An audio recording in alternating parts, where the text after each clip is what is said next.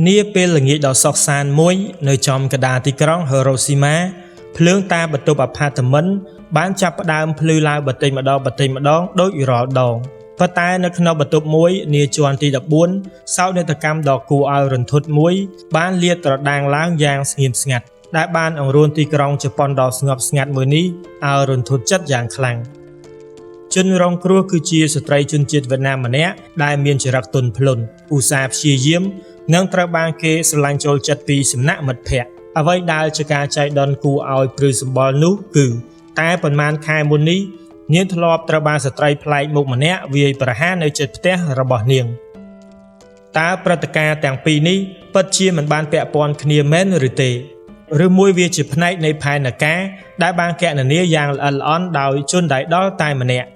ហើយនៅពេលដែលប៉ូលីសបានដេញតាមដានស្នាមជើងប្រឡាក់ឈាមដែលនាំចេញពីអាផាតមិនពួកគេបានរកឃើញអាវកបាំងមួយដែលគ្មាននរណាម្នាក់នឹកស្មានដល់នៅល្ងាចថ្ងៃទី15ខែតុលាឆ្នាំ2025បន្ទាប់ពីបញ្ចប់ការងារដ៏ហត់នឿយពេញមួយថ្ងៃបរិសុទ្ធជនជាតិវៀតណាមឈ្មោះថាលេវ៉ាន់ទួនអាយុ34ឆ្នាំបានចាកចេញពីរោងចក្រត្រឡប់មកផ្ទះដ៏សាមញ្ញរបស់ខ្លួនដូចធម្មតាគាត់រស់នៅជាមួយប្រពន្ធនៅក្នុងអាផាតមិនមួយនៅលើជាន់ទី14នៃអគារស្នាក់នៅមួយកន្លែងក្នុងសង្កាត់ Nakahara Nishi ដែលជាតំបន់ដ៏សោកសៅមួយក្នុងទីក្រុង Hiroshima ជនដើរយន្តបានឈប់ថ្នមនៅជាន់អាផាតមិនហើយគាត់ក៏បានបើកទ្វារតិចទោះជាយ៉ាងណាក៏ដោយនៅខណៈពេលដែលទ្វារបើកចំហភ្លាមទស្សនភាពនៅចំពោះមុខបានធ្វើឲ្យគាត់តក់ស្លុតដល់កកឈាមនៅចំកណ្ដាលឥដ្ឋបន្ទប់ទទួលភ្ញៀវប្រពន្ធរបស់គាត់ឈ្មោះថាងួនធីងាបានដេកស្ដុកស្ដឹងមិនកម្រើកខ្លួនប្រាណទាំងមូលជោគជាំទៅដោយលោហិតហើយសក់ក្បាលរបស់នាងប្រឡាក់ស្អិតជាប់នឹងការ៉ូឥដ្ឋខ្យល់នៅក្នុងបន្ទប់ធំក្លិនឆ្អាបលោហិតយ៉ាងខ្លាំងនៅស្ងាត់ជារងំរហូតដល់ថប់ដង្ហើម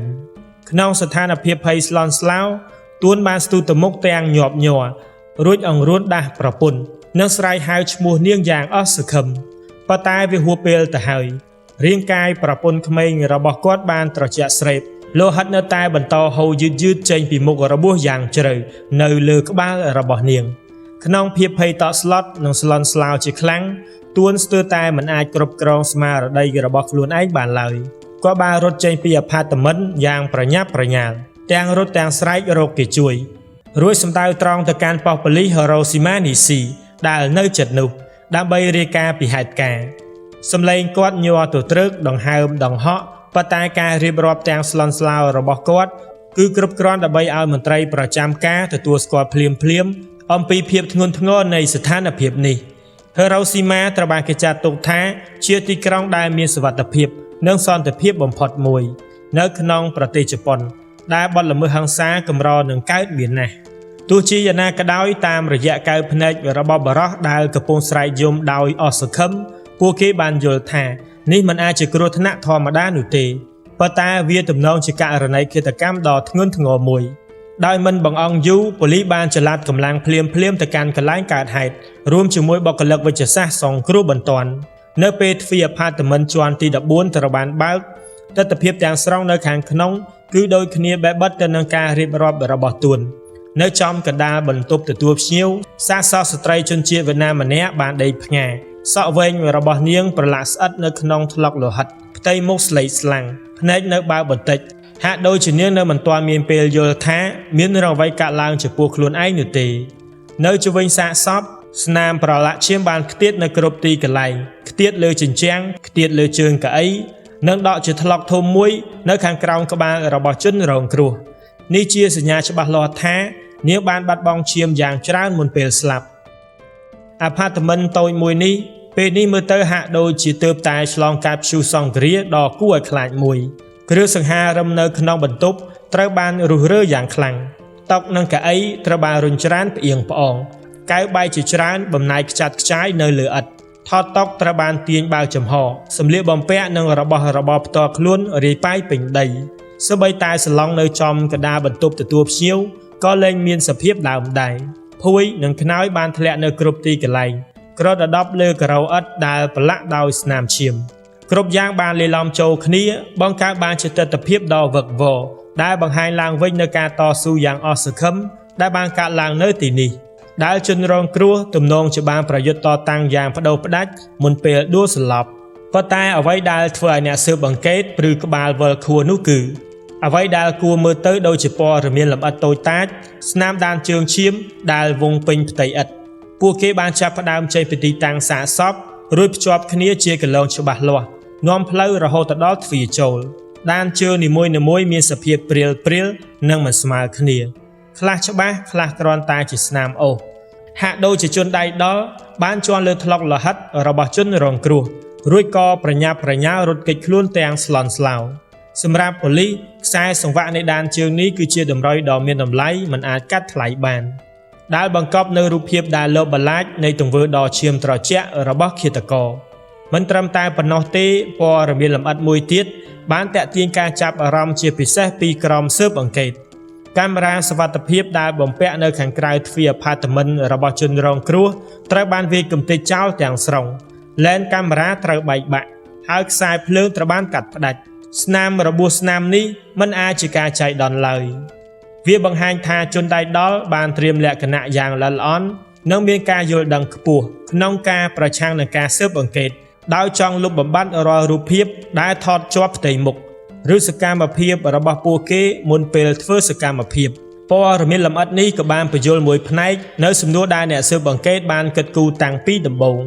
តើមនុស្សប្លែកមុខម្នាក់អាចចូលទៅក្នុងអគារអាផាតមិនដែលមានប្រព័ន្ធសុវត្ថិភាពតឹងរ៉ឹងបែបនេះដោយរបៀបណាដែលមិនបង្កើតឲ្យមានការចាប់អារម្មណ៍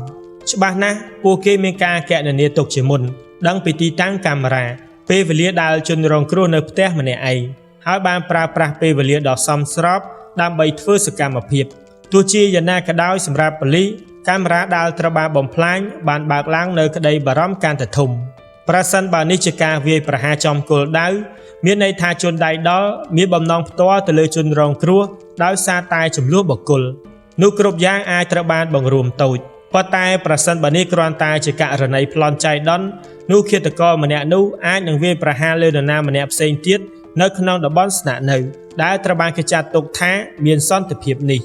ក្នុងរយៈពេលត្រឹមតែប៉ុន្មានម៉ោងប៉ុណ្ណោះបន្ទាប់ពីហេតុការណ៍នេះបានកើតឡើងបរិយាកាសដ៏ស្ងប់ស្ងាត់ធម្មតានៃអគារអាផាតមិនត្រូវបានបំផ្លាញទាំងស្រុងអ្នកស្រុកមានការភ័ន្តភាំងនិងភ័យខ្លាចគ្មាននរណាម្នាក់ហ៊ានចាក់ចែងពីផ្ទះរបស់ពួកគេនៅឡើយប៉ូលីសជប៉ុនបានបិទផ្លូវចេញចូលអគារទាំងអស់ភ្លាមបង្កើតរបាំងការពារជុំវិញតំបន់នោះឃុំព័ទ្ធកន្លែងកើតហេតុនិងចាប់ផ្ដើមការស៊ើបអង្កេតយ៉ាងលម្អិតភ្លាមបន្ទាប់ពីឃុំព័ទ្ធកន្លែងកើតហេតុក្រុមមន្ត្រីកសោវិច័យនិងបុគ្គលិកវិទ្យាសាស្ត្របានធ្វើការពិនិត្យសាកសពយ៉ាងប្រញាប់ប្រញាល់ដើម្បីកំណត់ស្ថានភាពនិងមូលហេតុនៃការស្លាប់បុគ្គលិកវិទ្យាសាស្ត្របានបញ្ជាក់ថាជនរងគ្រោះបានស្លាប់មុនពេលត្រូវបានគេរកឃើញ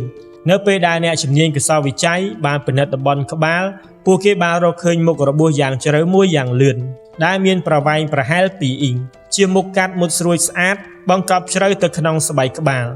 លើពីនេះនៅពេលបង្វិលសាកសពថ្នមពួកគេបានកត់សម្គាល់ឃើញស្នាមជាំជាច្រើននៅលើដៃនិងស្មារបស់ជនរងគ្រោះរូបរាងនៃស្នាមជាំបានបង្ហាញថាពួកវាជាដាននៃការត្រូវបានច្របាច់យ៉ាងណែនឬរងការវាយទង្គិចយ៉ាងខ្លាំងវាទំនងជាខ្ពស់ណាស់ដែលជនរងគ្រោះបានតស៊ូយ៉ាងខ្លាំងក្លាដើម្បីការពារខ្លួនដោយព្យាយាមរត់គេចពីការចាប់កាន់របស់ឃាតករមុនពេលត្រូវបានបង្ក្រាបដោយអំពើហិង្សាដ៏សាហាវឃោរឃៅប៉ូលីសបានបន្តពិនិត្យដៃតូចៗរបស់ជនរងគ្រោះហើយបានរកឃើញដានដ៏សំខាន់ក្រចកដៃដែលបាក់និងរហែកដែលមានផ្ទុកកម្ទេចស្បែកនិងសក់បន្តិចបន្តួចសញ្ញាទាំងនេះស្ទើរតែបញ្ជាក់យ៉ាងប្រកបថានាងបានតតាំងវិញយ៉ាងខ្លាំងក្លាព្យាយាមតោងខំក្រញ៉ៅដើម្បីរត់គេចខ្លួនហើយបានបន្សល់ទុកនៅ DNA របស់ជនដៃដល់ដោយអចេតនានៅក្នុងការតស៊ូចុងក្រោយនៃជីវិតនៅពេលធ្វើការស្វែងរកយ៉ាងម៉ត់ចត់នៅគ្រប់ជ្រុងជ្រោយនៃបន្ទប់អ្នកស៊ើបអង្កេតបានដឹងថាគ្មានអាវុធណាមួយត្រូវបានបន្សល់ទុកនៅកន្លែងកើតហេតុនោះទេពួកគេបានពិនិត្យគ្រែពិនិត្យទូមើលក្រោមតុនៅក្នុងផ្ទះបាយសូម្បីតែតំបន់យ៉ប៉ុន្តែគ្រប់យ៉ាងគឺទទេស្អាតនេះបាននាំឲ្យប៉ូលីសជឿជាក់ថាជនដៃដល់បានយកអាវុធទៅជាមួយនៅពេលចាកចេញឬបានប្រើប្រាស់របស់របរដែលមានស្រាប់នៅក្នុងផ្ទះដូចជាកាបិតផ្ទះបាយរបាដែកឬវត្ថុធ្ងន់នឹងមុតស្រួចរួចក៏បានយកវាទៅបោះចោលដើម្បីបំបត្តិដានវិធីសាស្ត្រប្រតិបត្តិការនេះបានបង្ហាញពីកម្រិតនៃការកណនាយ៉ាងខ្ពស់ មិនត្រឹមតែធ្វើសកម្មភាពយ៉ាងឃោរឃៅប៉ុណ្ណោះទេប៉ុន្តែថែមទាំងដឹងពីរបៀបលុបបំបាត់ផតតាំងទាំងស្រុងទៀតផងនៅចិត្តសាកសពក្រោមតុបន្ទប់ទទួលភ្ញៀវអ្នកស៊ើបអង្កេតបានរកឃើញទូរស័ព្ទដៃមួយគ្រឿងដែលត្រូវបានកំណត់ថាជារបស់ជនរងគ្រោះអេក្រង់របស់វាត្រូវបានបែកខ្ទេចទាំងស្រុងស៊ុំអាឡុយមីញ៉ូមមានស្នាមឆ្កូតដែលបង្ហាញថាឧបករណ៍នេះត្រូវបានរងការប៉ះទង្គិចយ៉ាងខ្លាំងឬត្រូវបានជន់ពីលើក្នុងអំឡុងពេលនៃការតស៊ូច្បាស់ណាស់ជនរងគ្រោះប្រហែលជាបានព្យាយាមទូរស័ព្ទរកគេជួយប៉ុន្តែមិនទាន់មានពេលចុចលេខផងក៏ត្រូវបានគេវាយប្រហារតែម្ដងស្បែកជើងផ្ទាត់ម្ខាងរបស់ជនរងគ្រោះបានខ្ទាតទៅដល់ជ្រុងម្ខាងនៃបន្ទប់ខណៈដែលម្ខាងទៀតនៅតែដេករប៉ាត់រប៉ាយនៅជិតទ្វារប្រហែលជានាងទើបតែឈានជើងចេញមកបើកទ្វារឬកំពុងត្រៀមខ្លួនចេញទៅខាងក្រៅនៅពេលដែលនាងត្រូវបានវាយប្រហារភ្លាមដោយមិនដឹងខ្លួននាងមិនមានពេលតបតមិនមានពេលសូម្បីតែពាក់ស្បែកជើងឲ្យបានត្រឹមត្រូវដានទាំងនេះបានដកជាប់យ៉ាងជ្រៅនៅក្នុងចិត្តរបស់អ្នកស៊ើបអង្កេតដែលបន្សល់ទុកនៅចំណាប់អារម្មណ៍មិនអាចបំភ្លេចបានអំពីភាពសាហាវឃោរឃៅនៃករណីនេះ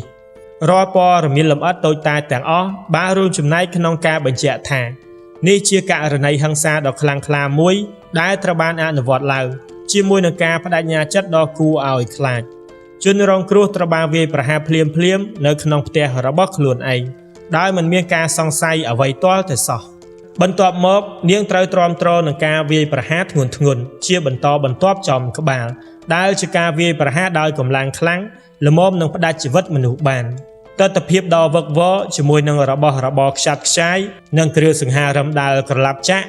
ក៏ជាផុសតាងច្បាស់លាស់ផងដែរថាជនរងគ្រោះមិនបានទទួលយកជោគវាសនារបស់ខ្លួនដោយស្ងៀមស្ងាត់នោះទេប៉ុន្តែបានតតាំងវិញយ៉ាងខ្លាំងក្លាដោយប្រើប្រាស់កម្លាំងចុងក្រោយរបស់ខ្លួនដើម្បីការពារខ្លួននិងព្យាយាមរត់គេចពីកណ្ដាប់ដៃរបស់អ្នកវាយប្រហារទោះជាយ៉ាងណាក៏ដោយភាពសាហាវឃោរឃៅនិងការបដិញ្ញាចិត្តដ៏លើសលប់របស់ជនដៃដល់បានយកឈ្នះលើរាល់កិច្ចខិតខំប្រឹងប្រែងរស់រានមានជីវិតរបស់ជនរងគ្រោះដែលធ្វើឲ្យសោកនាដកម្មដ៏ឈឺចាប់បំផុតនេះកើតឡើងជាយថាហេតុនិងមិនអាចជៀសវាងបានការលេចឡើងនៃស្នាមដានជើងឈាមជាច្រើនដែលលាតសន្ធឹងពីកន្លែងកើតហេតុសម្ដៅទៅរកទ្វារបានបញ្ជាក់បន្ថែមនៅសមិទ្ធកម្មថាជនដៃដល់បានចាក់ចេញពីកន្លែងកើតហេតុយ៉ាងប្រញាប់ប្រញាល់ភ្លាមបន្ទាប់ពីបានបញ្ចប់បទល្មើសរបស់ខ្លួនប្រហែលជាវាដោយសារតែការភ័យខ្លាចនៃការត្រូវបានគេរកឃើញបានសង្កត់ធ្ងន់លើចិត្តរបស់ពួកគេ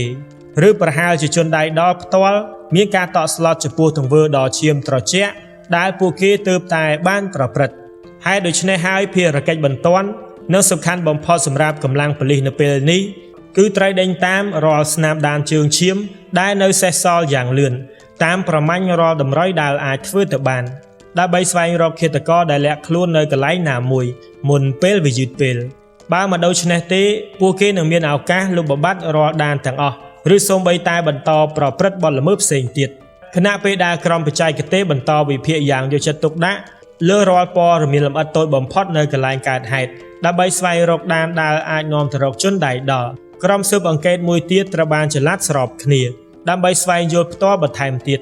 អំពីព័ត៌មានផ្ទាល់ខ្លួនរបស់ជនរងគ្រោះគោលដៅរបស់ពួកគេគឺដើម្បីពិនិត្យមើលថាតើនាងបានជួបប្រទះអ្វីដែលមិនធម្មតានាពេលថ្មីនេះមានចំនួនណាមួយជាមួយអ្នកជុំវិញខ្លួនឬមានអ្វីដែលគួរឲ្យសង្ស័យនៅក្នុងជីវិតប្រចាំថ្ងៃរបស់នាងដែលអាចក្លាយជាមូលហេតុនៃករណីនេះដែរឬទេការបំភ្លឺលើទស្សនវិជ្ជាទាំងនេះអាចជួយឲ្យពួកគេស្វែងរកតម្រុយសំខាន់ដែលនាំទៅរកអត្តសញ្ញាណរបស់ជនដៃដល់តាមរយៈការរៀបរាប់របស់ប្តីគឺលោកទួនប៉ូលីសបានដឹងព័ត៌មានបន្ថែមអំពីជនរងគ្រោះឈ្មោះពេញរបស់នាងគឺងួនថង៉ាជាស្ត្រីក្នុងវ័យ30ឆ្នាំសញ្ជាតិវៀតណាមជាមនុស្សសាមញ្ញម្នាក់ដែលមានក្តីសុបិនក្នុងការស្វែងរកជីវិតដ៏ល្អប្រសើរនៅបរទេសង៉ាបានរស់នៅនិងធ្វើការនៅក្នុងប្រទេសជប៉ុនអស់រយៈពេលជាច្រើនឆ្នាំមកហើយប្តីរបស់នាងគឺទួនក៏ជាជនជាតិវៀតណាមផងដែរបច្ចុប្បន្នកំពុងធ្វើការឲ្យរោងជាងមេកានិកមួយនៅក្នុងទីក្រុងដែលមានចំណូលស្ថិរភាពខណៈពេលដែលង៉ាផ្ទាល់ធ្វើការងារក្រៅម៉ោងប្តីប្រពន្ធទាំងពីរមានកូនម្នាក់អាយុ8ឆ្នាំជាមួយគ្នាទោះជាយ៉ាងណាក៏ដោយដោយសារតែលក្ខខណ្ឌការងារនៅឆ្ងាយពីផ្ទះនិងចង់ឲ្យកូនមានបរិស្ថានចិញ្ចឹមបីបាច់ល្អបំផុត ពួកគេបានទុកឲ្យកូននៅជាមួយជីដូនជីតានៅប្រទេសវៀតណាមមុនពេលប្តីប្រពន្ធទាំងពីរចេញដំណើរមកស្វែងរកឱកាសចិញ្ចឹមជីវិតនៅក្នុងប្រទេសជប៉ុននៅក្នុងជីវិតប្រចាំថ្ងៃរបស់ពួកគេនៅប្រទេសជប៉ុនទាំងងានិងប្តីរបស់នាងគឺទួនត្រូវបានគេវាយតម្លៃខ្ពស់នៅទទួលបានការកោតសរសើរពីសំណាក់អ្នកជិតខាងជុំវិញខ្លួនពួកគេជាពលរដ្ឋវៀតណាមដ៏ទន់ភ្លន់ដែលតែងតែរក្សាអាកប្បកិរិយារួសរាយរាក់ទាក់និងគួរសមជាមួយមនុស្សគ្រប់គ្នាមិនដែលបង្កើតកេរ្តិ៍ឈ្មោះមិនល្អឬមានអាកប្បកិរិយាមិនសមរម្យណាមួយនៅលើទឹកដីបរទេសនេះឡើយប្តីប្រពន្ធនេះរស់នៅយ៉ាងស្ងប់ស្ងាត់ធ្វើការយ៉ាងឧស្សាហ៍ព្យាយាមនៅមិនបង្កបញ្ហាដល់នរណាម្នាក់ឡើយមិនត្រឹមតែអ្នកជិតខាងនោះទេប៉ុន្តែមិត្តភក្តិជិតស្និទ្ធរបស់ងាជាពិសេសនៅក្នុងសហគមន៍ជនជាតិវៀតណាមនៅ Hiroshima បានហាងស្របគ្នាថានាងជាមនុស្សដែលចោះសម្រងនឹងគេខ្លាំងណាស់ងាយស្រួលចូលក្បែរនៅតែត្រៀមខ្លួនជួយអ្នកគ្រប់គ្នាជានិច្ចនៅពេលដែលគេត្រូវការងាមិនមានចំនួនអ្វីតលតែសោះមិនដែលឆ្លោះប្រកែក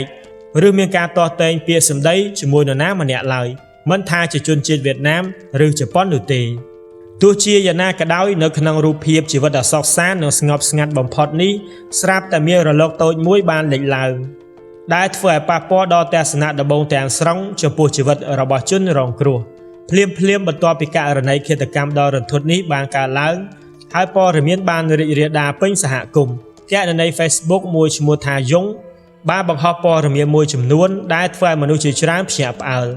អ្នកប្រើប្រាស់រូបនេះបានអះអាងថាខ្លួនជាអ្នកស្គាល់គ្នាជិតស្និទ្ធរបស់ជនរងគ្រោះ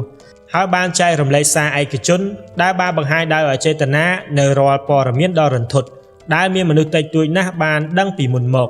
យោងតាមអ្វីដែលត្រូវបានលាតត្រដាងមិនយូរប៉ុន្មានមុនពេលនាងស្លាប់ពលគឺនៅក្នុងខែចុងក្រោយនេះជនរងគ្រោះងាបានរកឃើញដោយអចេតនានៅរឿងដែលប្តីរបស់នាងមានទំនាក់ទំនងក្រៅអាពាហ៍ពិពាហ៍មានស្រីលួចលាក់ជាមួយស្ត្រីម្នាក់ទៀតអ្វីដែលគួរឲ្យកត់សម្គាល់នោះគឺស្ត្រីម្នាក់ទៀតនោះក៏ជាជនជាតិវៀតណាមផងដែរមិនមែនជាមនុស្សប្លែកមុខទាំងស្រុងនោះទេប៉ុន្តែក៏ជាអ្នកដែលបានមកប្រទេសជប៉ុនដើម្បីរស់នៅនិងធ្វើការមួយរយៈពេលផងដែរហើយអ្វីដែលរឹតតែគួរឲ្យព្រួយបារម្ភនោះយោងតាមអ្វីដែលងាបានចែករំលែកជាមួយមិត្តភ័ក្តិស្ត្រីម្នាក់នេះហាក់ដូចជាកំពុងព្យាយាមតោងទាមនិងពឹងផ្អែកលើទំនាក់ទំនងរបស់នាងជាមួយប្តីរបស់ងាដើម្បីអាចបន្តស្នាក់នៅក្នុងទឹកដីបរទេសនេះបាន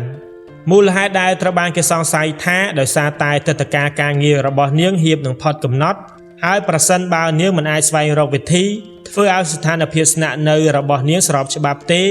នាងនឹងត្រូវបង្ខំចិត្តត្រឡប់ទៅប្រទេសវៀតណាមវិញមិនត្រឹមតែឈានដល់ការលបួងប្តីរបស់អ្នកដទៃនោះទេស្ត្រីម្នាក់ទៀតនេះថែមទាំងបានទៅប្រជុំមុខផ្ទាល់ជាមួយងាយ៉ាងប្រហើនដោយបានដាក់សម្ពាធយ៉ាងចំហឲ្យនាងស្ម័គ្រចិត្តចាកចេញពីប្តីរបស់ខ្លួនឯងសកម្មភាពដ៏កក្លឿននេះបានធ្វើឲ្យងាទាំងខឹងសម្បានិងទាំងវង្វេងវង្វាន់ព្រោះនាងមិនដែលនឹកស្មានសោះថាជីវិតអាពាហ៍ពិពាហ៍របស់នាងអាចត្រូវបានប្រឈមមុខយ៉ាងចំហបែបនេះពីសំណាក់ជនទី3នៅក្នុងសារឯកជនផ្ញើទៅកាន់សាច់ញាតិងាបានសម្ដែងម្ដងហើយម្ដងទៀតនៅក្តីទុក្ខសោកយ៉ាងជ្រាលជ្រៅនិងភាពអស់សង្ឃឹមចំពោះស្ថានភាពដ៏គួរឲ្យអស់សំណើចដែលនាងកំពុងជួបប្រទះនាងបានសរសេរថា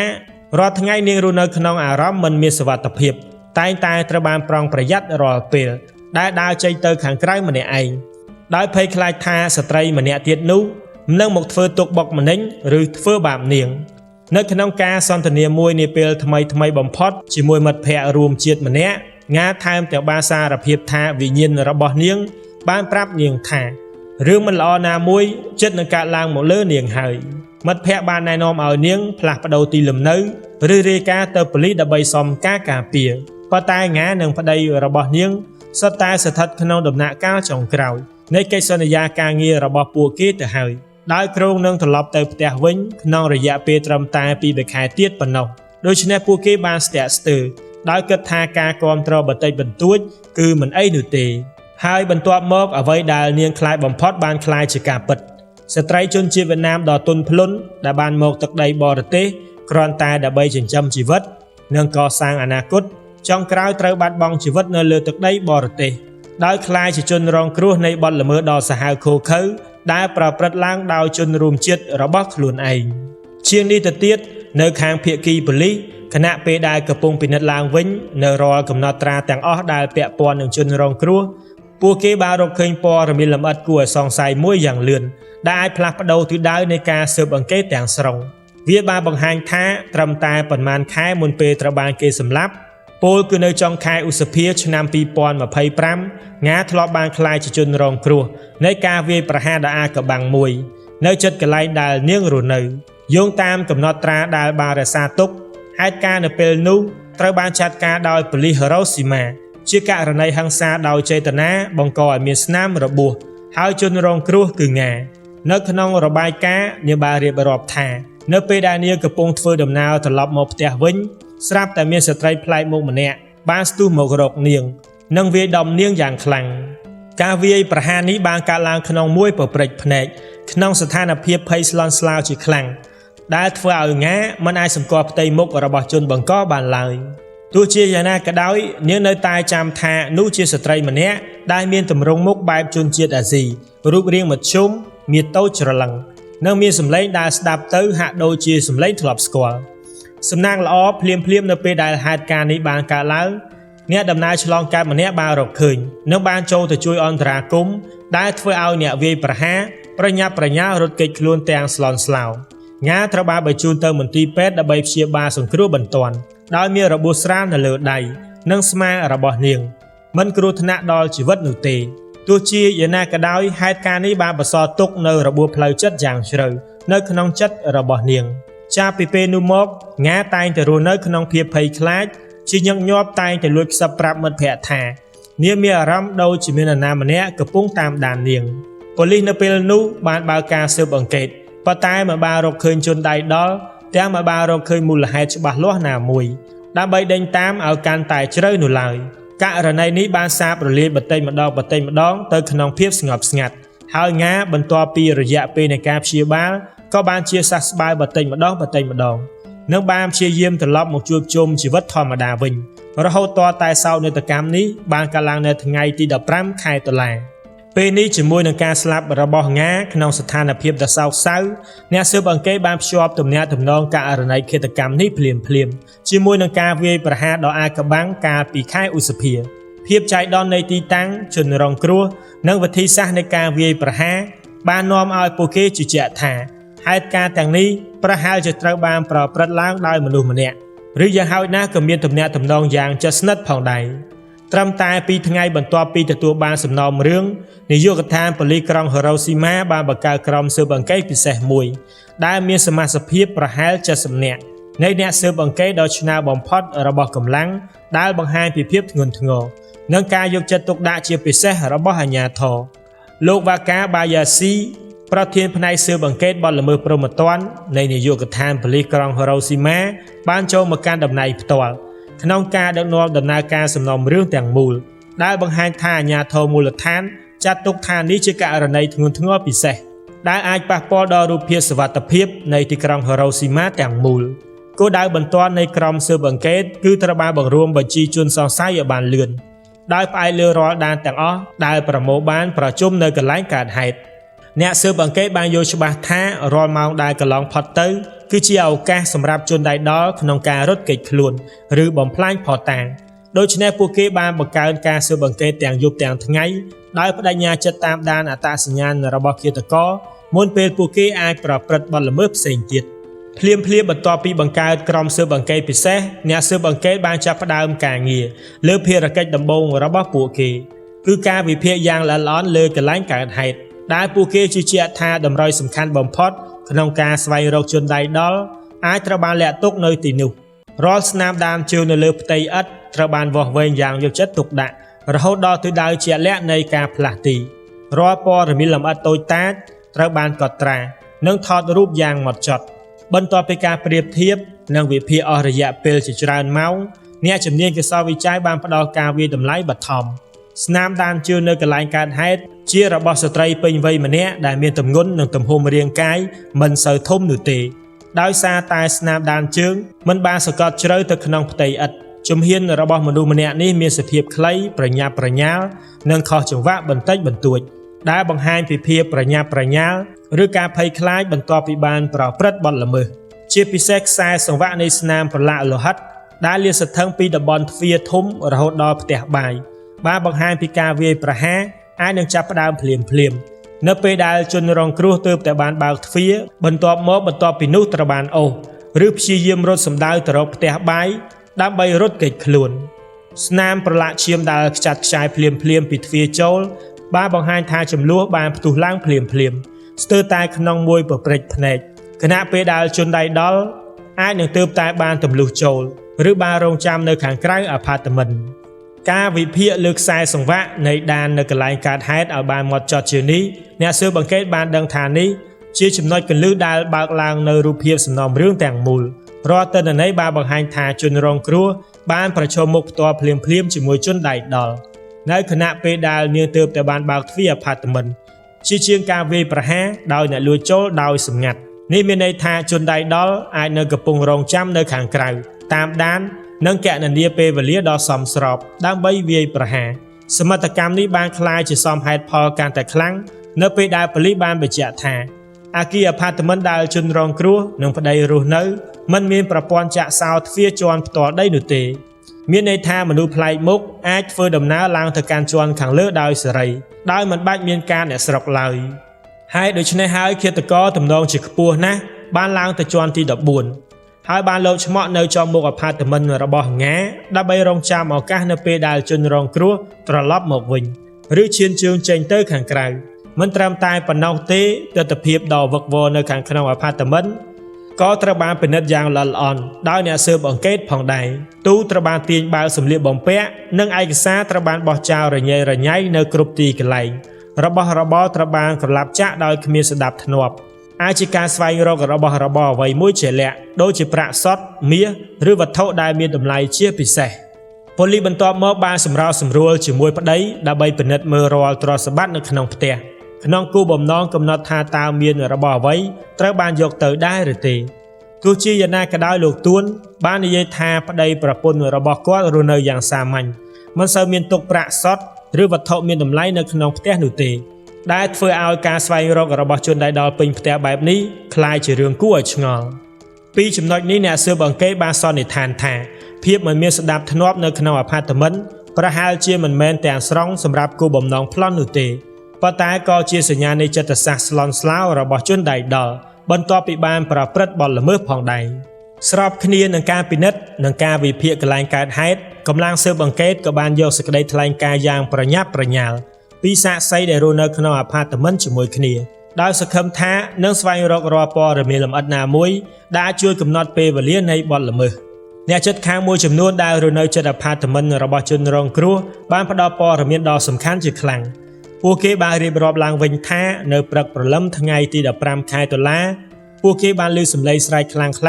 ឆ្លងកាត់ពីអាផាតមិនរបស់ប្តីប្រពន្ធនេះសំឡេងនោះបានបន្លឺឡើងក្នុងរយៈពេលខ្លីប៉ុន្តែច្បាស់លាស់ដែលធ្វើឲ្យមនុស្សជាច្រើននៅក្នុងច្រកឌឿងហែមចាប់អារម្មណ៍ទោះជាយ៉ាងណាក៏ដោយដោយសារតែវានៅព្រឹកព្រលឹមពេក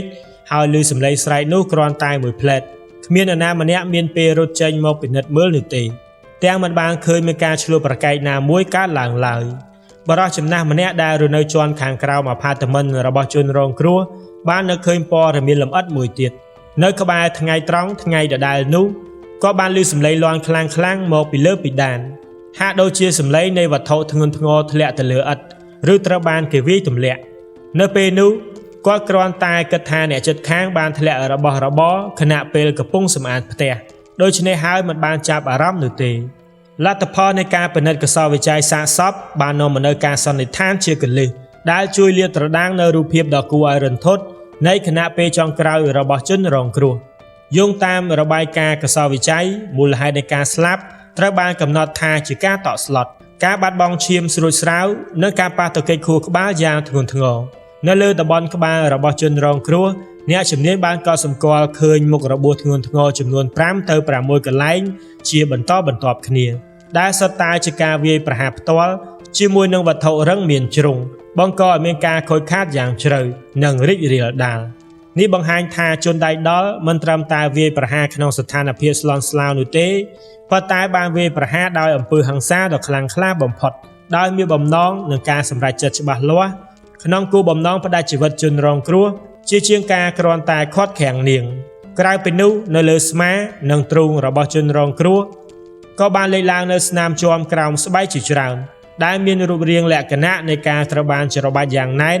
ឬរងការវាយទង្គិចយ៉ាងខ្លាំងស្នាមទាំងនេះបានត្រូវគ្នាបែបបិទទៅនឹងសមត្ថកម្មដែលថានាងបានតស៊ូយ៉ាងខ្លាំងក្លាដើម្បីការពារខ្លួនព្យាយាមប្រយុទ្ធតតាំងវិញមុនពេលដួលសូម្បីតែស្នាមឆ្កូតនៅលើក្រចកដៃរបស់នាងក៏បានបង្ហាញថាជនរងគ្រោះបានព្យាយាមតោងខំឬប្រឆាំងរហូតដល់ខណៈពេលចុងក្រោយបំផុតលទ្ធផលពេលវេលានៃការស្លាប់បានបង្ហាញថាសោកនាដកម្មនេះបានកើតឡើងនៅជុំវិញពាក់កណ្ដាលថ្ងៃត្រង់ថ្ងៃទី15ខែតុលាមានន័យថាជាច្រើនម៉ោងមុនពេលដែលប្តីរបស់ជនរងគ្រោះត្រឡប់មកផ្ទះវិញដើម្បីរកឃើញសាកសពដូច្នេះភ្លាមបន្ទាប់ពីលោកទួនបានចាក់ចេញពីផ្ទះទៅធ្វើការប្រពន្ធអភ័ព្វរបស់គាត់ត្រូវប្រឈមមុខនឹងឃាតករតែម្នាក់ឯងការពិតដែលជនដៃដល់បានជ្រើសរើសប្រព្រឹត្តបទល្មើសនៅក្នុងអំឡុងពេលថ្ងៃនៅក្នុងតំបន់ស្នាក់នៅដែលមានប្រជាជនរស់នៅកកកុញនៅចំកណ្ដាលទីក្រុងHiroshimaបានតាក់ទាញការចាប់អារម្មណ៍ពីអ្នកស៊ើបអង្កេតជាពិសេសនេះបញ្ជាក់ថាជនដៃដល់អាចជាមនុស្សដែលប្រហើនខ្លាំងណាស់ដែលមិនខ្វល់ពីហានិភ័យនៃការត្រូវបានគេរកឃើញឬបានគណនាយ៉ាងល្អិតល្អន់ដោយដឹងពីកាលវិភាគរស់នៅរបស់ជនរងគ្រោះបានយ៉ាងល្អប្រកាសណាស់ថានេះជាពេលវេលាដែលនាងនៅផ្ទះម្នាក់ឯងផ្លូវស៊ើបអង្កេតដ៏សំខាន់មួយទៀតនៃក្រុមស៊ើបអង្កេតពិសេសត្រូវបានចល័តលើនេះមានបំណងផ្ទាល់ទៅលើប្រព័ន្ធកាមេរ៉ាសុវត្ថិភាពដែលបានដំឡើងជុំវិញតំបន់នោះបើទោះបីជាអាផាតមិនដែលហេតុការណ៍នេះកើតឡើងមិនមានដំឡើងកាមេរ៉ាសុវត្ថិភាពនៅក្នុងច្រកឌឿងហែមនៃជាន់នីមួយៗដែលជាចល័តប្រហោងដ៏គួរឲ្យស្ដាយនៅក្នុងប្រព័ន្ធសុវត្ថិភាពសំណាងល្អច្រកចូលធំនៃអគារអាផាតមិនតំបន់ចដៅយន្តក៏ដូចជាផ្លូវនិងផ្លូវលំជុំវិញខ្លួនសុទ្ធតែមានកាមេរ៉ាសុវត្ថិភាពជាច្រើនកាមេរ៉ាទាំងនេះត្រូវបានដំឡើងដោយការគ្រប់គ្រងអគារក៏ដូចជាហាងនិងហាងអាហារដែលធ្វើអាជីវកម្មជុំវិញតំបន់នោះបង្កើតបានជាបណ្ដាញឃ្លាំមើលដ៏ខ្វាត់ខ្វែងនិងក្រដដប់យ៉ាងទូលំទូលាយភ្លាមនៅពេលយប់ជ្រៅថ្ងៃទី15ខែតុលានិងបន្តរហូតដល់ព្រឹកព្រលឹមថ្ងៃទី16ខែតុលាក្រុមបច្ចេកទេសប៉ូលីសបានធ្វើការងារដោយមិននឿយហត់ក្នុងការទាញយកនិងរក្សាទុកវីដេអូដែលបានថតទុកជាច្រើនម៉ោងពីគ្រប់កាមេរ៉ាដែលមានមុំសម្ដៅទៅរកអគារអាផាតមិនឬដែលអាចថតជាប់រូបភាពមនុស្សចូលនិងចាក់ចេញពីតំបន់នោះគោលបំណងគឺដើម្បីតាមដានសកម្មភាពរបស់ជនរងគ្រោះនៅក្នុងម៉ោងចុងក្រោយរបស់នាងខណៈពេលដែលស្វែងរកជនសង្ស័យណាម្នាក់ដែលអាចនឹងលេចឡើងនៅជិតអាផាតមិននៅជុំវិញពេលវេលាដែលឃាតកម្មបានកើតឡើងហើយកិច្ចខិតខំប្រឹងប្រែងយ៉ាងម៉ត់ចត់របស់ពួកគេក៏ទទួលបានផលតបស្នងយ៉ាងឆាប់រហ័សនៅពេលពិនិត្យមើលឃ្លីបវីដេអូយ៉ាងយកចិត្តទុកដាក់អ្នកស៊ើបអង្កេតបានរកឃើញថានៅព្រឹកថ្ងៃទី15ខែតុលាជនរងគ្រោះងាបានចាក់ចេញពីអាផាតមិននិងបានចេញពីអគារយ៉ាងហោចណាស់ម្ដងប្រហែលជាដើម្បីទៅទិញអីវ៉ាន់ឬធ្វើការដូចធម្មតាដូច្នេះវាអាចត្រូវបានបញ្ជាក់យ៉ាងច្បាស់លាស់ថាមុនពេលថ្ងៃត្រង់ថ្ងៃនោះនាងនៅតែមានជីវិតរស់នៅនិងមានសុខភាពល្អដោយធ្វើសកម្មភាពរបស់នាងជាធម្មតាដូចរាល់ដងការរកឃើញនេះក៏មានអត្ថន័យសំខាន់មួយទៀតផងដែរវាមានន័យថាសម្លេងស្រែកនិងការយំរកគេជួយដែលអ្នកចិត្តខាងខ្លះបាននិយាយថាពួកគេឮនៅព្រឹកព្រលឹមនោះមិនបានចេញមកពីសោកនាដកម្មនេះទេប៉ុន្តែអាចជាសម្លេងមកពីអាផាតមិនផ្សេងទៀតឬពីខាងក្រៅអគារដូច្នេះផ្អែកលើភស្តុតាងដែលបានប្រមូលផ្ដុំលទ្ធភាពខ្ពស់បំផុតគឺងាត្រូវបានគេសម្លាប់យ៉ាងសាហាវឃោរឃៅនៅជុំវិញពាក់កណ្ដាលថ្ងៃត្រង់ឬពេលរសៀលថ្ងៃទី15ខែតុលាក្នុងកិច្ចខិតខំប្រឹងប្រែងតាមដានជនដៃដល់ប៉ូលីសHiroshimaបានពិនិត្យយ៉ាងល្អិតល្អន់លើវីដេអូរាប់ម៉ោងដែលបានទាញចេញពីប្រព័ន្ធកាមេរ៉ាសុវត្ថិភាពទាំងមូលជុំវិញអគារអាផាតមិនដោយពិនិត្យគ្រប់ស៊ុមរូបភាពនៅក្នុងចន្លោះពេលចាប់ពីម៉ោង8ទៅ9ព្រឹករហូតដល់ម៉ោង6កន្លះល្ងាចដែលជាពេលវេលាដែលប្តីត្រឡប់មកវិញហើយបានរកឃើញសាកសពប្រពន្ធ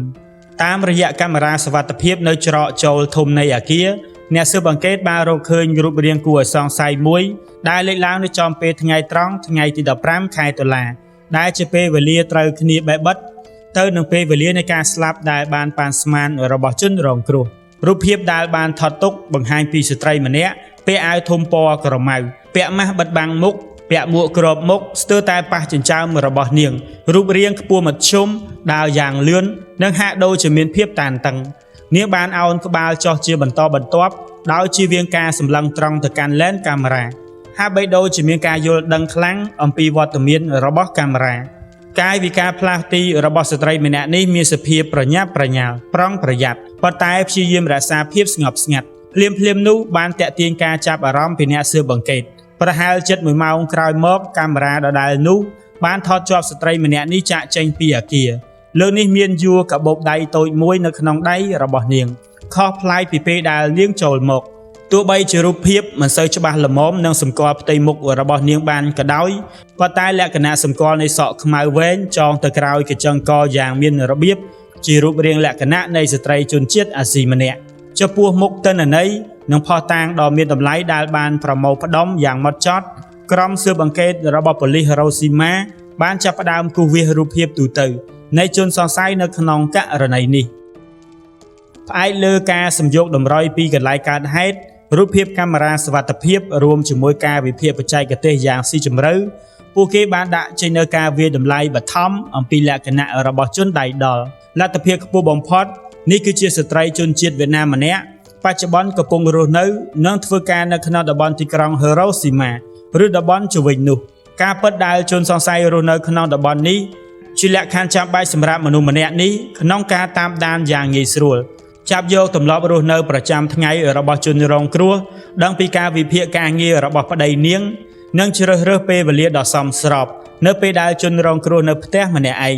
ដើម្បីប្រព្រឹត្តបទល្មើសចំពោះអាយុរបស់ជនសង្ស័យអ្នកជំនាញវិភាគរូបភាពបានប៉ាន់ស្មានថាស្ថិតក្នុងចន្លោះពី25ឆ្នាំទៅ35ឆ្នាំអ្វីដែលគួរឲ្យកត់សម្គាល់ជាពិសេសប្រសិនបើការវិភាគនេះត្រឹមត្រូវហើយមនុស្សដែលលេចឡើងនៅក្នុងកាមេរ៉ាពិតជាជនដៃដល់មែននោះគឺទំនងខ្ពស់ណាស់ដែលជនសង្ស័យម្នាក់នេះបានប្រឡាក់ឈាមរបស់ជនរងគ្រោះនៅលើខ្លួនប្រាណរបស់ពួកគេជាពិសេសនៅលើស្បែកជើងនិងសម្លៀកបំពាក់នៅពេលចាក់ចេញពីកន្លែងកើតហេតុហើយដូច្នេះហើយជាមួយនឹងសមិទ្ធកម្មនេះអ្នកស៊ើបអង្កេតបានចល័តយុទ្ធសាស្ត្រស៊ើបអង្កេតបន្ថែមភ្លាមពួកគេបានតាមដានយ៉ាងស្ងៀមស្ងាត់និងតាក់ទងទៅកាន់គ្រប់មន្ទីរពេទ្យ clinic មន្ទីរសុខាភិបាលក្នុងតំបន់ដោយស្នើសុំពិនិត្យកំណត់ត្រាវិទ្យាសាស្ត្រដើម្បីមើលថា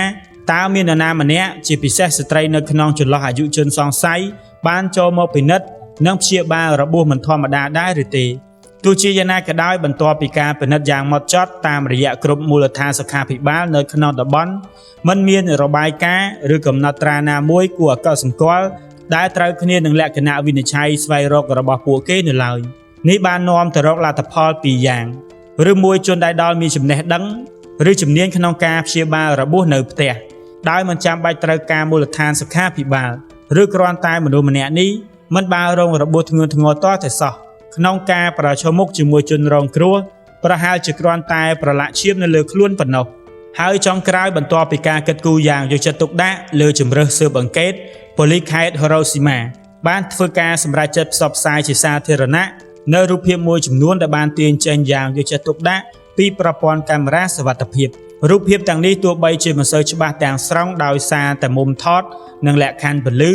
ប៉ុន្តែវានៅតែគ្រប់គ្រាន់ដើម្បីសម្គាល់លក្ខណៈមូលដ្ឋានមួយចំនួននៃជនសង្ស័យប៉ូលីសបានផ្ញើរូបភាពទាំងនេះទៅកាន់ទំនាក់ទំនងដែលគួរឲ្យទុកចិត្តអង្គភាពនិងស្ថាប័ននានាដែលមានសមត្ថភាពល្អបំផុតក្នុងការជួយតាមប្រមាញ់ជនសង្ស័យរូបភាពនៃស្ត្រីអាវក្បាំងម្នាក់នេះត្រូវបានបញ្ជូនទៅកាន់គ្រប់ទិសទីយ៉ាងលឿនដោយរីករាលដាលពេញសហគមន៍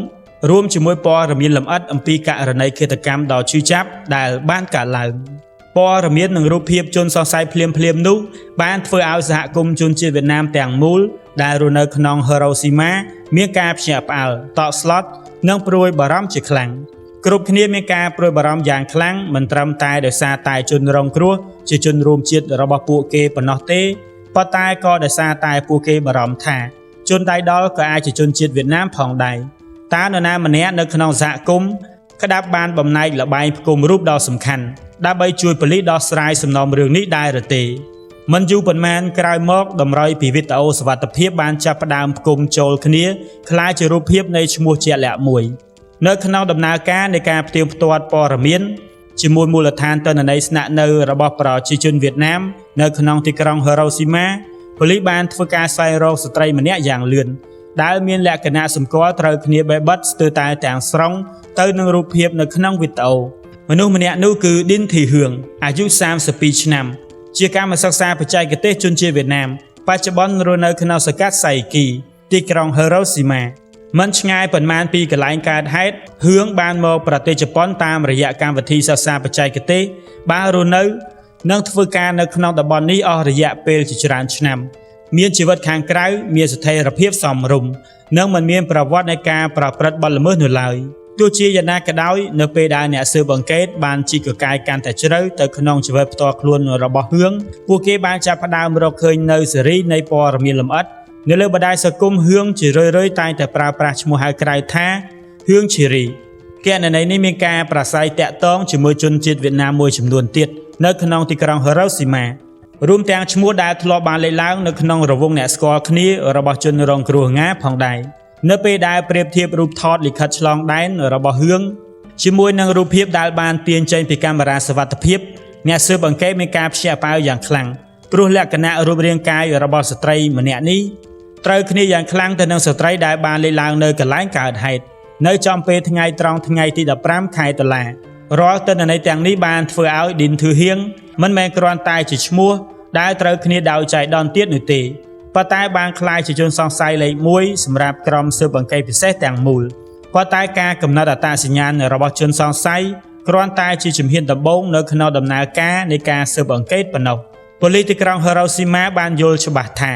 ពួកគេត្រូវការបង្រួបបង្រួមភស្តុតាងឲ្យបានរឹងមាំដែលមិនអាចប្រកែកបានមុនពេលដែលពួកគេអាចចេញទៅការចាប់ខ្លួនជាផ្លូវការស្របតាមនីតិវិធីច្បាប់ហើយដូច្នេះហើយភ្លាមបន្ទាប់ពីកំណត់អត្តសញ្ញាណឌិនធឺហឿង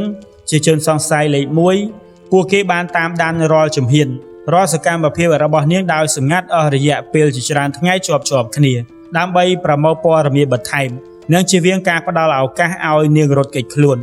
ឬបំផ្លាញភស្តុតាងក្នុងពេលជាមួយគ្នានេះក្រុមអ្នកស៊ើបអង្កេតក៏បានស្នើសុំទៅការស្វែងរកជាបន្ទាន់សម្រាប់កន្លែងស្នាក់នៅរបស់នាងផងដែរនៅព្រឹកព្រលឹមថ្ងៃទី25ខែតុលាឆ្នាំ2025គឺចំពេល10ថ្ងៃគត់បន្ទាប់ពីករណីឃាតកម្មបានកើតឡើងកម្លាំងការងារពិសេសរបស់ប៉ូលីសបានចោះឆ្មក់ចូលបន្ទប់ជួលរបស់ឌិនធឺហៀងនៅក្នុងសង្កាត់ស៊ីគីដើម្បីធ្វើការស្វែងរកយ៉ាងទូលំទូលាយ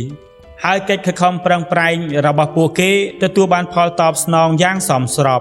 នៅពេលដែលពួកគេបានរកឃើញភស្តុតាងតាមរូបវ័ណ្ណគួរឲ្យសង្ស័យជាខ្លាំងមួយចំនួនទី1គឺស្បែកជើងប៉ាតាមួយគូដែលមានលំនាំប្លែកនៅលើបាតស្បែកជើងនៅពេលដែលយកមកប្រៀបធៀបយ៉ាងយកចិត្តទុកដាក់អ្នកជំនាញបានបញ្ជាក់ថាបាតស្បែកជើងនេះត្រូវគ្នាបែបបិទទាំងទំហំនិងព័ត៌មានលម្អិតនៃលំនាំជាមួយនឹងស្នាមដានជើងឈាមនៅកន្លែងកើតហេតុអ្វីដែលគួរឲ្យកត់សម្គាល់ជាងនេះទៅទៀតនៅលើផ្ទៃនៃស្បែកជើងនៅតែមានស្នាមប្រឡាក់ពណ៌ក្រហមក្រមៅមើលទៅដូចជាលោហិតក្រៀមក្រៅពីនោះ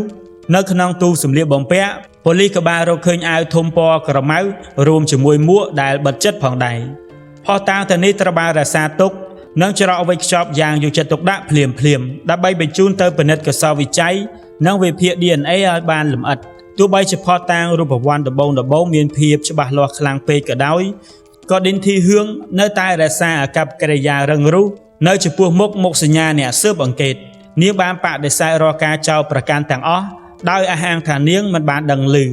និងមិនបានពាក់ព័ន្ធអ្វីទាល់តែសោះនៅក្នុងករណីឃាតកម្មដ៏ឃោរឃៅទៅលើជនរងគ្រោះនាងថែមទាំងបានផ្ដល់ភស្តុតាងមកនៅកន្លែងកើតហេតុដោយនិយាយថានៅថ្ងៃកើតហេតុនាងគ្រាន់តែស្នាក់នៅក្នុងបន្ទប់ជួលរបស់ខ្លួនឯងដើម្បីសម្រាកនិងមើលវីដេអូប៉ុណ្ណោះទោះជាយ៉ាងណាក៏ដោយរាល់ការបដិសេធទាំងឡាយរបស់ហឿងហាក់ដូចជាបានคล้ายជាជាងខ្សាច់ដែលងាយនឹងរលាយបាត់បង់នៅពេលដែលលទ្ធផលកសោវិច័យបច្ចេកទេសផ្លូវការត្រូវបានប្រកាសក្នុងរយៈពេល 2-3 ថ្ងៃក្រោយមកអ្នកជំនាញខាង Zen បានបញ្ជាក់ថាស្នាមប្រឡាក់ឈាមក្រៀមដែលជាប់នៅលើផ្ទៃស្បែកជើងប៉ាតានិងអាវធំដែលត្រូវបានរឹបអូសពីបន្ទប់របស់ហឿងនោះគឺមានលក្ខណៈត្រូវគ្នាបែបបិទរហូតដល់ 99.99% ទៅនឹងគំរូ DNA របស់ជនរងគ្រោះមិនត្រឹមតែប៉ុណ្ណោះគំរូស្បែកនិងសក់តូចៗដែលប៉ូលីសបានប្រមូលផ្ដុំយ៉ាងហ្មត់ចត់ចេញពីក្រចកដៃដែលបាក់រហែករបស់ជនរងគ្រោះក៏ត្រូវបានបញ្ជាក់ថាជារបស់ឌិនធឺហឿងផ្ទាល់ផងដែរភស្តុតាងវិទ្យាសាស្ត្រដ៏រឹងមាំនិងមិនអាចប្រកែកបានទាំងនេះបានក្លាយជាដាវមុតស្រួចមួយ ដែលបំផ្លាញរាល់ការភូតផលរបស់ជនសង្ស័យចំពោះមុខលទ្ធផល DNA រឿងមិនអាចបន្តស្វែងរកលេសដើម្បីដោះសារបានទៀតនោះឡើយនៅក្នុងបន្ទប់សួរចម្លើយក្រោមសម្ពាធចិត្តសាស្ត្រយ៉ាងខ្លាំងពីសំណាក់អ្នកស៊ើបអង្កេតដែលមានបទពិសោធន៍ស្ត្រីអាយុ32ឆ្នាំរូបនេះចុងក្រោយបានដួលរលំខាងស្មារតីអោនក្បាលចុះយំសោកស្ដាយនិងបានសារភាពទាំងស្រុងនៅរាល់សកម្មភាពល្មើសច្បាប់របស់ខ្លួនរឿងបានសារភាពថាមូលហេតុដែលនាំឲ្យនាងឈានដល់ការប្រព្រឹត្តអំពើដ៏អមនុស្សធម៌នេះគឺកើតចេញពីក្តីប្រច័ណ្ឌដ៏ងងឹតងងល់និងការភ័យខ្លាចការបដិញ្ញចេញពីប្រទេសជប៉ុនដោយសារតែទឹកតការចិត្តផុតកំណត់នាងបានរៀបរាប់ថាខ្លួនពិតជាមានទំនាក់ទំនងលួចលាក់ជាមួយប្តីរបស់ងាមែនហើយនៅពេលដែលរឿងរ៉ាវត្រូវបានលាតត្រដាងនាងមានអារម្មណ៍ថាអាពាហ៍ពិពាហ៍របស់ងាគឺជាឧបសគ្គតែមួយគត់ដែលរារាំងនាងមិនឲ្យទទួលបានសិទ្ធិស្នាក់នៅស្របច្បាប់តាមរយៈការរៀបការនៅថ្ងៃកើតហេតុនោះនាងបានរៀបចំផែនការយ៉ាងល្អិតល្អន់ដែលបានពាក់មួកនិងម៉ាស់ដើម្បីបិទបាំងអត្តសញ្ញាណមុននឹងធ្វើដំណើរទៅកាន់ជាន់ទី14នៃអគារអាផាតមិនរួចលបបង្កប់ខ្លួនចាំស្ទាក់ផ្លូវជនរងគ្រោះនៅខាងក្រៅទ្វារយ៉ាងស្ងៀមស្ងាត់ភ្លាមនៅពេលដែលងាបើកទ្វាររឿងបានស្ទុះចូលទៅវាយប្រហារភ្លាមដោយប្រើប្រាស់វត្ថុរឹងដែលត្រៀមទុកជាមុនវាយ៉ាងសន្ធប់ទៅលើក្បាលរបស់ជនរងគ្រោះជាច្រើនដងរហូតទាល់តែនាងដួលស្លាប់នៅក្នុងថ្លុកឈាមបន្ទាប់ពីធ្វើសកម្មភាពរួចនាងបានរើរបស់របរនៅក្នុងផ្ទះដើម្បីបន្លំធ្វើជាករណីប្លន់ចៃដន្យរួចក៏បានប្រញាប់ប្រញាល់រត់គេចខ្លួនត្រឡប់មកបន្ទប់ជួលវិញទាំងមនឹកស្មានថាដានជើងឈាមរបស់ខ្លួននឹងក្លាយជាខ្សែនាំផ្លូវឲ្យប៉ូលីសតាមប្រមាញ់រហូតដល់បន្ទប់បែបនេះឡើយករណីឃាតកម្មដ៏គួរឲ្យរន្ធត់នេះត្រូវបានបិទបញ្ចប់ដោយជោគជ័យជាមួយនឹងការចាប់ខ្លួនឃាតករពិតប្រាកដទោះជាយ៉ាងណាក៏ដោយវាបានបន្សល់ទុកនៅក្តីទុក្ខសោកយ៉ាងជ្រាលជ្រៅនិងមេរៀនដ៏ជូរចត់នៅក្នុងចិត្តរបស់សហគមន៍ជនជាតិវៀតណាមក៏ដូចជាប្រជាជននៅក្នុងទីក្រុងហីរ៉ូស៊ីម៉ាទាំងមូលអំពីផលវិបាកដ៏គួរឲ្យខ្លាចនៃទំនាក់ទំនងខុសឆ្គងនិងការដោះស្រាយបញ្ហាដោយអំពើហិង្សាដ៏ងងឹតងងល់ហើយនេះគឺជាករណីសម្រាប់ថ្ងៃនេះ